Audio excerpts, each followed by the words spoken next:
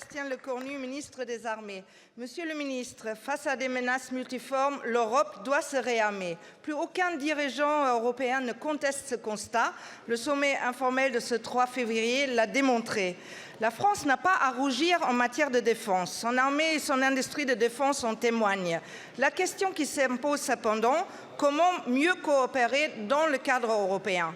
Plusieurs initiatives sont sur la table de la part de la Commission européenne. Ça va du renforcement de la capacité des États membres dans l'acquisition du matériel en commun jusqu'à la création d'un marché unique de la défense.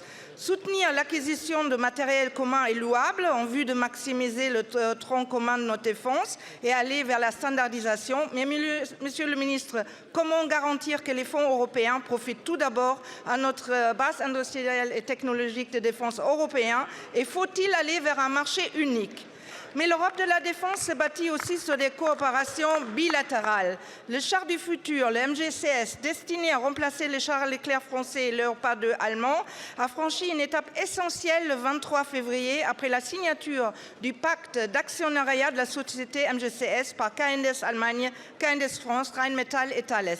La coopération industrielle bloquée depuis 2020 a été finalisée. C'est une très bonne nouvelle. Quelles sont désormais les prochaines étapes? Et pour finir, aussi ce 23 février, vous avez signé un protocole d'accord avec votre homologue allemand, mettant à disposition pour 3 ans la brigade franco-allemande au corps d'armée multinational du flanc nord-est sous commandement de l'OTAN. C'est une évolution dans le fonctionnement de la brigade et démontre qu'il est possible de fournir des capacités militaires communes quand la volonté politique est au rendez-vous.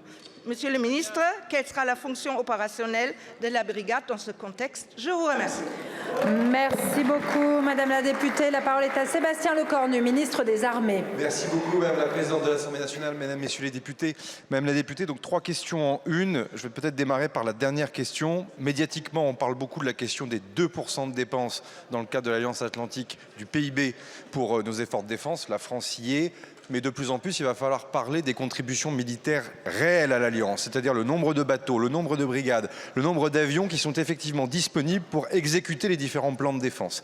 Et il est évident que la décision qui a été prise à Paris et à Berlin de mettre à contribution la brigade franco-allemande dans la plénitude de ses moyens pour la première fois pendant 3 ans sur le flanc Est en Pologne est une démonstration utile de ce que peut être la contribution d'un pilier européen au sein de l'OTAN. Et donc vous aurez évidemment l'occasion d'en faire le suivi. Deuxième question, les programmes d'armement qui sont menés en commun, dont le SCAF est mené aussi avec nos amis espagnols, sont à des états d'avancement qui sont différenciés.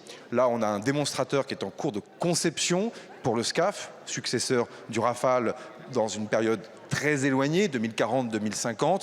Des décisions importantes seront à prendre à la fin de cette année et je m'y étais engagé devant le Parlement pendant la loi de programmation militaire. Il devra y avoir un temps d'information et de discussion avec l'Assemblée nationale et le Sénat pour ce faire. Le MGCS, le char du futur, lui, est dans un autre calendrier puisque, vous l'avez dit, on vient seulement de signer les différents contrats pour créer, en mauvais français, les joint ventures, les entreprises dédiées, évidemment, pour ce faire. Et puis, dernier élément important, feuille de route entre Berlin et Paris, au moment où Berlin connaît aussi son cycle électoral, c'est bien sûr quelle feuille de route pour notre autonomie stratégique européenne. Nouvelle équipe à la Commission, nouveau secrétaire général de l'OTAN, nouvelle administration américaine. C'est tous les sujets de taxonomie, de simplification, d'acquisition commune comme EDIP sur lequel on a besoin de créer un consensus. On est en train d'y arriver, il faut être prudent. Et il est évident que ce consensus doit se faire avec l'Allemagne, ce qui nous permettra aussi d'ouvrir à d'autres partenaires, l'Italie, la Pologne, sans oublier la Grande-Bretagne puisque le Brexit n'efface pas les grands enjeux de sécurité collective. Merci beaucoup.